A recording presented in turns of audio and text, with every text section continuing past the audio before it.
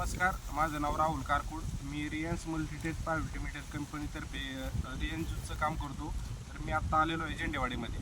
तर ह्या मावशींना हे आपण 1.5 महिन्यापूर्वी अमृत ज्यूस दिलं होतं.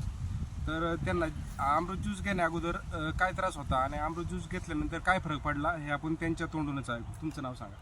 माझं संगीता बापू झेंडे. तुम्हाला अमृत ज्यूस घेण्या अगोदर काय त्रास होता?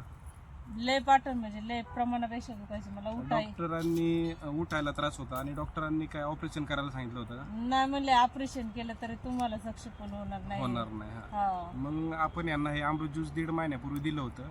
तर त्यांना असा फरक पडलाय की 1.5 महिन्यात तिसऱ्या बॉटलला त्यांना जवळ 60 ते 70% फरक पडलेला आहे आणि ते आता शेतात वगैरे काम करू शकतात. आणि तुम्ही लोकांना काय सांगू शकता? मी लोकांना सांगणार की मला फरक पडलाय, तुम्ही बी घ्या, पडतोय फरक. तर पाळल्याशिवाय तर फरक पडत नाही. आता अमृत ज्यूस घेतल्यापासून तुम्हाला आता काय फरक पडला? म्हणजे लय फरक म्हणजे मला वाकलं तरी एवढा त्रास नाही होत, काम केलं तरी काय वाटत नाही.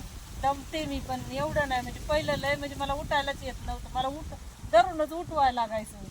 आता हे ज्यूस घेतल्यापासून तुम्हाला लय आपलं फरक तुमचं करताय ना? करते.